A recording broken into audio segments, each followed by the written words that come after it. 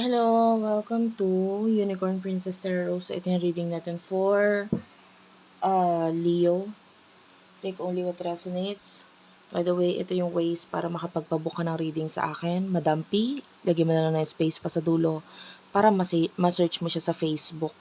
TikTok shop Unipri, UNIPRI, Gmail Virgo Philippines at gmail.com.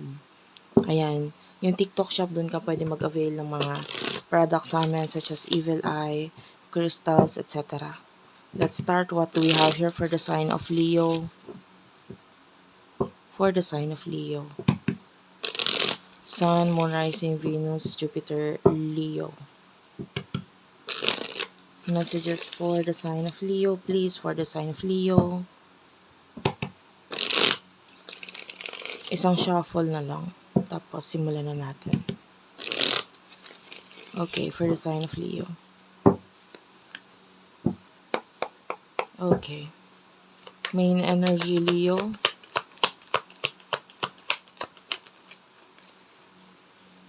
Pwede magkapalit-palit roles ha. Two of Cups, Eight of Blades. Okay.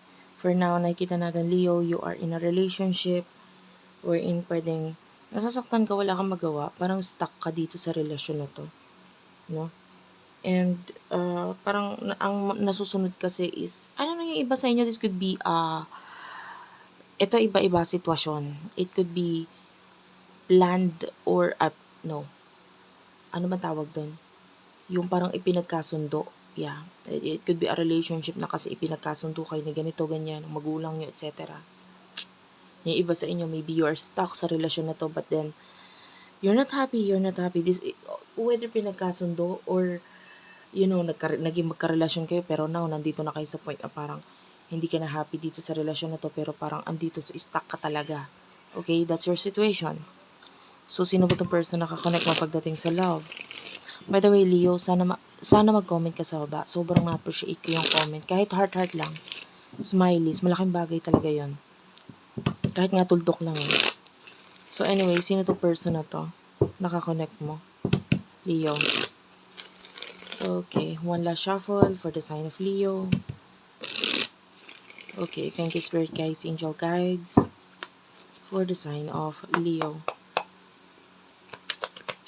Person nakakonect ni Leo. Yeah, kanina ko pa nakukuha yung energy na yan. This is El Imperatore. This is Aries energy, Four of Cups, Cancer, Scorpio, Pisces. Justicia, yeah, this could be a person na we're in my marriage na involved sa inyong dalawa. I feel like regarding sa love, nakikita niya na parang hindi siya sigurado kung mahal mo pa siya eh. Alam mo yun, yung parang magkarelasyon, oo, pero hindi niya nakikita sa'yo kung mahal mo pa siya. Parang mas nangingibabaw pa nga yung parang hindi na. Pero there are times na parang binabalik na niya na lang or hindi niya na lang, kung pinapagpasa, walang bahala niya, hindi na masyadong pinapansin itong taong to. Wala yun. Parang ganun, may toyo lang yun. Parang ganun. So anyway, ano yung emosyon talaga ninyo sa isa't isa? Please tell me, Spirit Guides, Angel Guides. For the sign of Leo, for the sign of Leo. For the sign of Leo, please, Spirit Guides, Angel Guides.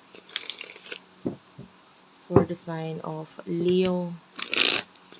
Okay. Emosyon ninyo sa isa't isa.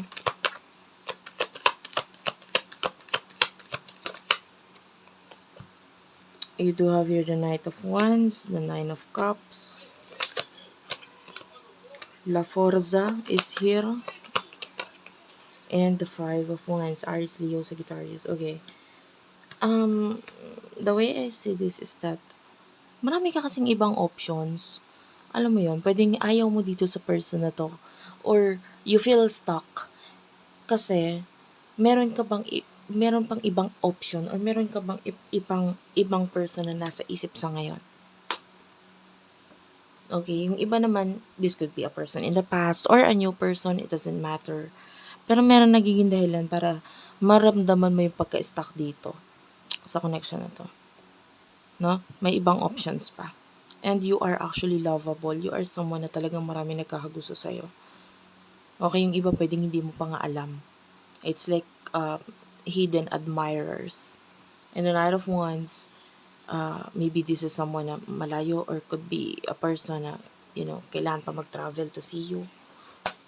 And a person na mahilig, mag,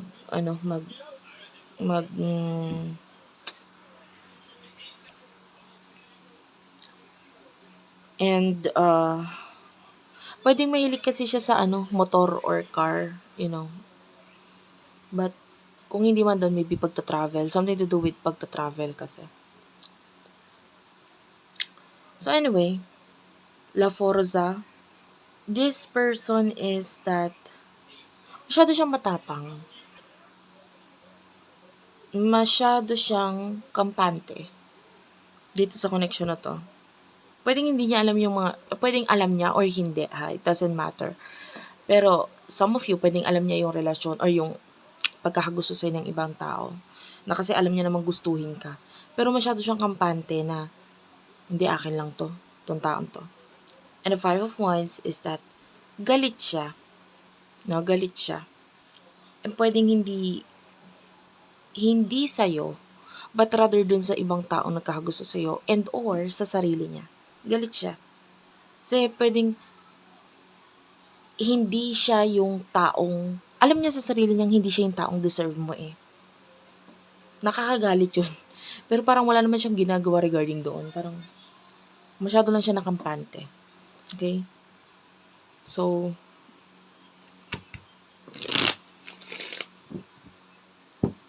what will happen in the near future for the both of you? In the near future for the sign of Leo, please.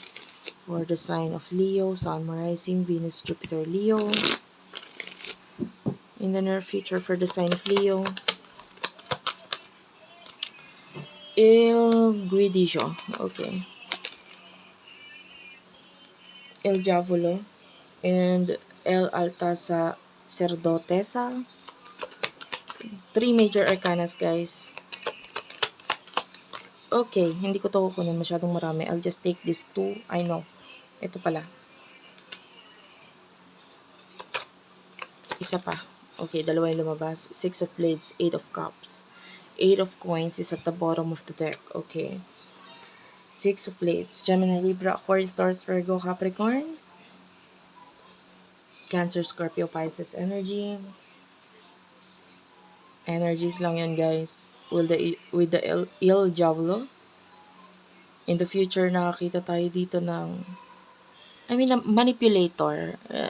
This person will try to manipulate you. And parang wala kang choice kundi mag-move on regarding dun sa connection, whether it's a person in the past or in the future. Nakakita tayo ng new beginning regarding money for you, which is good. Definitely in the future, magkakapag-heal ka naman sa kung ano man yung pain na nararamdaman mo ngayon. You will be more spiritual person. Yung iba sa inyo, mas magiging active pagdating sa panonood ng tarot readings, no? Which is good kasi it's kind of like na tutulungan ka nitong mag-heal. Alam mo, napaka-helpful naman talaga nitong ginagawa natin na ito. Why? Kasi una na sa lahat, minsan hindi mo naman kailangan ng taong kakausapin mo para ikwento pa yung storya mo. Mas maganda yung maririnig mo mismo yung storya mo. And then, mas maiintindihan mo yung nangyayari sa'yo. And then, parang mararamdaman mo na yung feeling na, ay, ang sarap nung may nakakaintindi sa akin. So, yung mga, like tarot readers, tapos, ganito, yung ginagawa ko, nag-guide ako sa inyo, somehow, mararamdaman mo yung maiibsan ka na kahit papano, na-feel mo yung feeling na, ang sarap pag may nakakaintindi sa akin. And I understand you. No? 8 of Cups is here. So in the future, you will be focusing talaga sa future na lang. No? And kung ano man yung situation mo, some kind of like acceptance kasi parang wala ka naman na choice, nandito na ako. Ay, marami ka pang pagdadaanan. And I feel like for now, there's no way out. Wala talagang way out dyan sa kung ano yung gusto mong alisan, like relationship situation. Pero nakikita natin, the more that you stay, the more that you grow. No? Mas nag-grow ka, marami ka natututunan. And the first thing that kailangan mo naman talagang gawin is mag-heal muna. No? Focus on finances. Kasi once na ikaw ay nakapag-focus sa finances mo, yung parang kaya mo na mag-isa, yung iba nakatali sa ganun, lalo na sa relationship, sa marriage, no?